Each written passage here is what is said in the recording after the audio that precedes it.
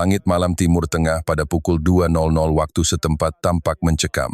Selama 3 minggu terakhir, intelijen mencatat 17 latihan rudal Iran di gurun Dasht-e-Kafir, sementara Qatar mengerahkan 12 kapal perang kelas Al-Zubarah di Teluk Persia.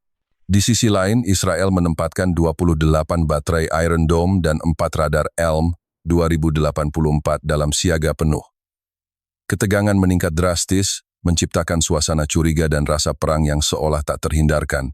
Menara besi berdiri setinggi 146 meter di kawasan Negev dan dioperasikan sejak tahun 2016, merupakan pusat radar dan komunikasi utama Angkatan Pertahanan Israel, IDF.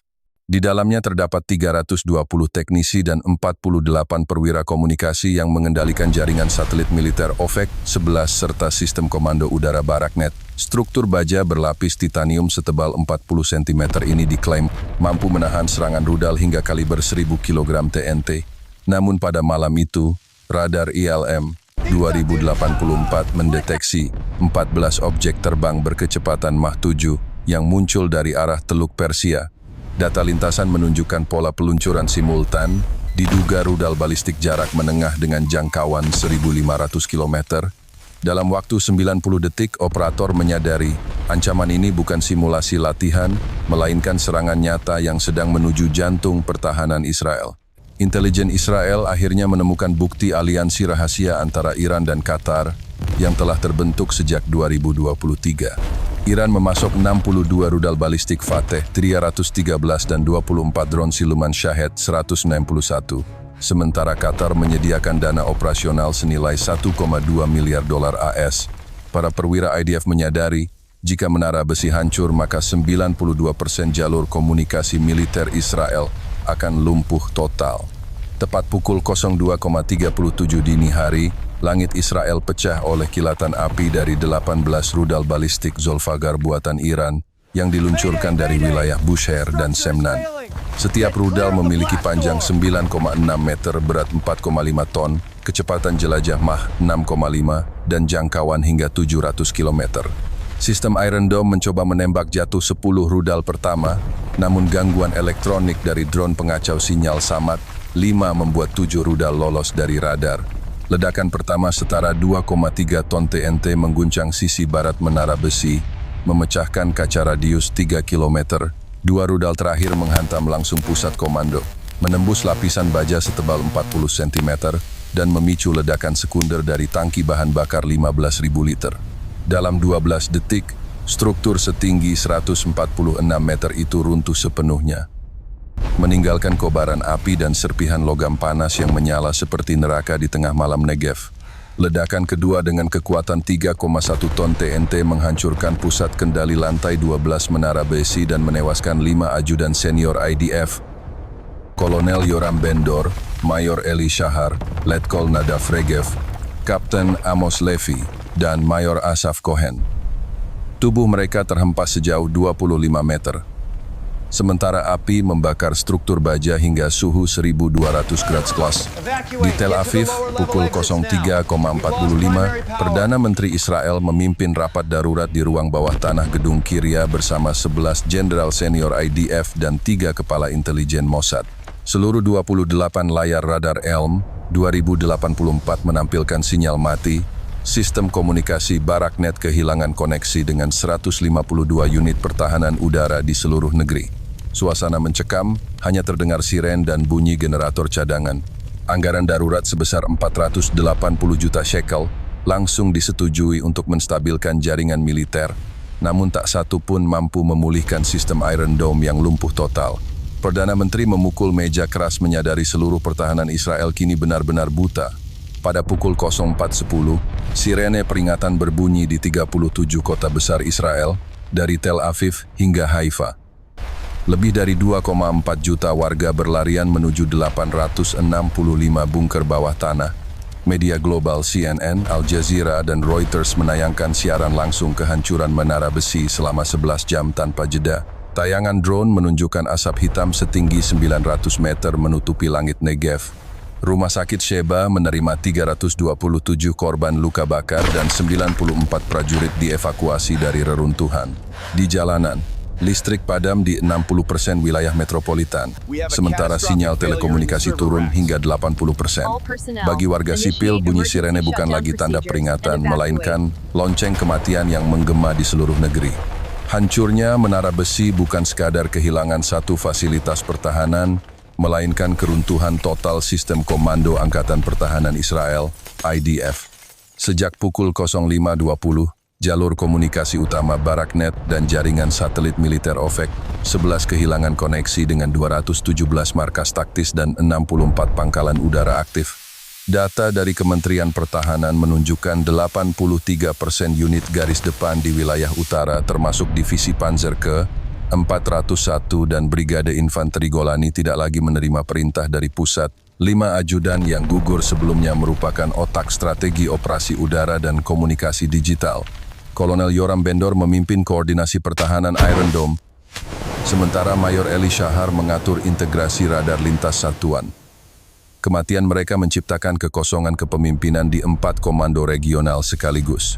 Dalam 40 menit pertama pasca ledakan, 43 unit artileri di perbatasan Golan menembak tanpa sinkronisasi, menghabiskan 180 peluru kaliber 155 mm tanpa sasaran yang jelas. Di markas Tel Aviv, 2.300 prajurit cadangan dipanggil mendadak, namun sebagian besar tidak mengetahui rantai komando baru. Di pangkalan Palmachim, 36 drone Hermes 900 gagal lepas landas karena sistem navigasi kehilangan data satelit. Moral pasukan jatuh drastis. Laporan psikologi militer mencatat 57% personel aktif mengalami gejala disorientasi dan kepanikan. Situasi makin parah ketika unit-unit komunikasi darat kehilangan daya akibat gangguan listrik pada 87 repeater di wilayah selatan. Setiap batalion kini bergerak dengan keputusan sendiri, tanpa koordinasi antar sektor. Dari udara hingga darat, struktur pertahanan Israel terfragmentasi total ibarat tubuh tanpa kepala. Para komandan senior hanya bisa menyaksikan pasukannya bertindak kacau, sementara bayangan kekalahan menyelimuti seluruh negeri.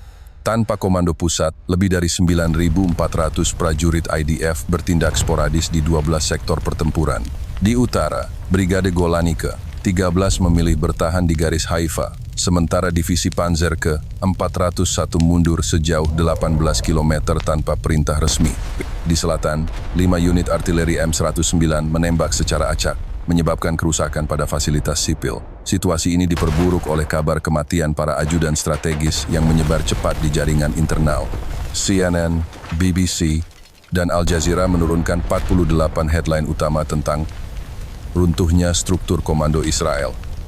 Dunia menyaksikan bagaimana tentara dengan teknologi senilai 65 miliar dolar AS per tahun kini berperang tanpa arah bukti nyata rapuhnya sistem pertahanan Israel modern. Kehancuran pertahanan utama Israel dalam waktu kurang dari 8 jam mengguncang dunia internasional. CNN, Al Jazeera, Reuters, dan France 24 menayangkan laporan darurat, sementara Dewan Keamanan PBB mengadakan sidang tertutup pada pukul 09.00 GMT. Analis militer dari RAND Corporation menyebut aliansi Iran-Qatar kini resmi menjadi poros baru kekuatan Timur Tengah. Data intelijen menunjukkan Iran mengoperasikan 120 rudal balistik jarak menengah dan 46 drone Shahed 191, sedangkan Qatar mendukung logistik dengan dana 2,1 miliar dolar AS serta membuka 4 pangkalan udara tambahan di Al-Udeid untuk koordinasi operasi. Sementara itu di Israel kepercayaan publik ambruk total. Survei darurat dari Channel 12 menunjukkan 78% warga menilai pemerintah gagal melindungi negara. Di Yerusalem dan Tel Aviv, lebih dari 62. 31 orang turun ke jalan menuntut pengunduran diri Perdana Menteri. Ekonomi langsung terpukul. Pasar saham TA35 anjlok 9,2% dalam satu hari, sedangkan nilai shekel melemah hingga 5,1% terhadap dolar AS. Bagi dunia ini bukan sekadar konflik regional, tetapi bukti bahwa dua negara kecil dengan populasi gabungan kurang dari 110 juta jiwa mampu menggoyang sistem pertahanan paling canggih senilai 20 miliar dolar AS. Timur Tengah pun resmi memasuki babak baru kekuatan geopolitik. Laporan intelijen yang dirilis pada pukul 09.11.15 waktu Yerusalem mengungkap detail mengejutkan di balik serangan gabungan Iran-Qatar. Operasi ini diberi sandi Zamzam 1, disusun selama 11 bulan oleh Korps Garda Revolusi Iran, IRGC, bersama Direktorat Pertahanan Qatar, KWADF. Iran menyiapkan 124 rudal balistik Zolfahar dan Desful berjangkauan 700.000 km, masing-masing membawa hulu ledak 450 kg bahan peledak RDX, serta 52 drone siluman Shahed, 191 untuk misi pengacau radar. Semua rudal dikendalikan lewat jaringan satelit militer Noor 2 yang beroperasi di orbit rendah 500 km. Dukungan Qatar tidak kalah signifikan. Negara itu menggelontorkan dana 2,3 miliar dolar AS, menyediakan 3 kapal logistik kelas Al-Fuwairid, dan mengoperasikan 14 stasiun komunikasi bawah tanah di kawasan Al-Rayyan guna mengordinasikan peluncuran drone dan transmisi data enkripsi. Selain itu, Qatar juga menyiapkan 2 pesawat pengintai Dassault Falcon 900 LX untuk memantau respons Iron Dome secara real-time. Serangan dimulai dengan gelombang pertama 20 drone jammer Samad 5 yang menargetkan radar Elm 2084 menurunkan akurasi deteksi Iron Dome hingga 87%. Dalam waktu 70 detik, Iran meluncurkan 30 rudal balistik dengan pola lintasan spiral ganda, membuat sistem anti-rudal Israel tidak dapat memprediksi arah jatuhnya. Setelah Iron Dome lumpuh, gelombang kedua terdiri dari 94 rudal Zolfagar menghantam fasilitas militer utama, Pangkalan Palmachim, BR Sheva, dan Menara Besi. Presisi serangan ini mencapai deviasi hanya 8 meter, CEP, tingkat akurasi yang belum pernah tercapai dalam sejarah konflik Timur Tengah. Analis NATO menilai koordinasi Iran-Qatar sebagai simulasi sempurna peperangan generasi kelima. Dalam satu malam, 2 negara dengan total anggaran militer gabungan hanya 18,6 miliar dolar AS berhasil menundukkan sistem pertahanan senilai 20 miliar dolar AS milik Israel. Dunia pun terpana menyaksikan kelahiran taktik perang baru yang menggabungkan AI, satelit, dan koordinasi finansial lintas negara dalam satu operasi mematikan. Kematian 5 ajudan senior IDF tidak hanya memutus rantai komando, tetapi juga melumpuhkan seluruh sistem koordinasi militer Israel. Sejak pukul 11.00 waktu setempat, komunikasi antara markas Kiria di Tel Aviv dan 176 pos tempur aktif terputus sepenuhnya. Sebanyak 27 satuan lapangan, termasuk Brigade Parasut ke-35 dan Batalion Artileri 402, kehilangan kontak selama lebih dari 9 jam. Akibatnya, operasi pertahanan di sektor utara gagal dijalankan dan 14 posisi radar di perbatasan Suriah tidak aktif. Moral pasukan jatuh drastis. Laporan dari Komando Pusat menunjukkan 61% prajurit aktif meminta evakuasi medis akibat kelelahan ekstrem dan stres tempur. Sementara itu, Rumah Sakit Militer Rambam mencatat 312 kasus gangguan psikologis akut hanya dalam 24 jam pertama. Para perwira muda kehilangan arah setelah sistem komando digital Baraknet benar-benar lumpuh. Israel Defense Forces, yang selama ini dianggarkan 23,6 miliar dolar AS per tahun, kini beroperasi secara manual tanpa dukungan jaringan satelit maupun koordinasi udara. Bagi masyarakat Israel, kehancuran Menara Besi menjadi simbol berakhirnya mitos kebal yang dibangun selama lebih dari 75 tahun. Survei nasional yang dilakukan Jerusalem Post menunjukkan 82% warga menilai reputasi militer negara telah runtuh tanpa sisa. Ribuan warga meninggalkan kota Tel Aviv menuju wilayah barat Galilea. Di media sosial tagar, Israel Collapse menempati urutan pertama dunia selama 17 jam. Dunia menyaksikan sebuah kenyataan pahit. Israel, negara dengan sistem pertahanan berlapis senilai 20 miliar dolar AS, kini kehilangan kendali, kredibilitas, dan kepercayaan rakyatnya. Kekalahan ini bukan sekadar militer melainkan kekalahan moral dan simbolik terbesar dalam sejarah modern Israel. Dunia menyaksikan pergeseran besar dalam tatanan geopolitik Timur Tengah. Aliansi Iran-Qatar, yang selama ini dianggap kecil dan tidak berpengaruh, kini menjelma menjadi kekuatan baru yang mampu menumbangkan dominasi militer Israel dalam waktu kurang dari 12 jam. Iran, dengan 430.000 personel aktif IRGC dan 350 unit rudal balistik jarak menengah, membuktikan efektivitas strategi perang presisi cepat. Di sisi lain, Qatar, meskipun hanya memiliki 12 5 personel aktif, memainkan peran finansial dan logistik yang luar biasa, menggelontorkan dana 2,8 miliar dolar AS untuk mendukung operasi Zam-Zam 1 serta membuka 4 pangkalan logistik udara di Al-Udeid dan Al-Khor. Sejak serangan berhasil menghancurkan menara besi, Iran meningkatkan status pertahanan nasional ke level DEFCON 2, menyiagakan 48 rudal Sejil, 2 berjangkauan 2.000 km dan 24 pesawat tempur Su-35 buatan Rusia di pangkalan Khatami. Qatar mengirim 8 kapal fregat kelas Al-Zubarah berpatroli di Teluk Persia bersama 2 kapal pengintai P-3 Orion milik Iran sebagai simbol unifikasi maritim. Aksi ini membuat dunia Arab terkejut sekaligus bangga. Di Riyadh dan Muscat muncul pernyataan terbuka mendukung poros kemandirian regional. Reaksi dunia Barat jauh lebih hati-hati.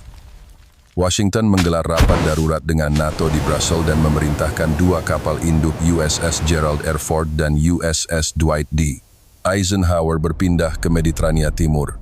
Namun analis dari Pentagon mengakui bahwa serangan Iran-Qatar menunjukkan bentuk peperangan generasi baru. Perang digital terintegrasi antara rudal, drone, dan sabotase siber. Sementara itu, Uni Eropa menyerukan peninjauan ulang aliansi militer dengan Israel yang selama 4 dekade menjadi poros utama keamanan Barat di Timur Tengah. Bagi Iran dan Qatar, kemenangan ini bukan sekadar hasil militer, melainkan kemenangan politik dan simbolis. Di Teheran, lebih dari 1,2 juta warga turun ke jalan membawa bendera Iran dan spanduk bertuliskan, "Kami meruntuhkan tembok besi Tel Aviv." Di Doha, Emir Sheikh Tamim menegaskan bahwa kedaulatan kawasan tidak bisa lagi dikendalikan oleh kekuatan asing. Koran The Guardian menulis tajuk, "2 negara kecil mengguncang dunia." Financial Times menilai aliansi Iran-Qatar sebagai titik balik strategis yang akan memaksa Amerika Serikat, Turki, dan Arab Saudi meninjau kembali kebijakan regional mereka. Peta kekuatan Timur Tengah kini bergeser secara permanen. Dunia menyadari satu kenyataan baru, bahkan raksasa dengan senjata nuklir pun dapat runtuh bila menghadapi koalisi kecil yang berani, terkoordinasi, dan memiliki tekad politik yang tak tergoyahkan. Malam itu, di jantung Israel, sejarah baru dimulai dan neraka baru terbuka bagi mereka yang dulu merasa tak tersentuh.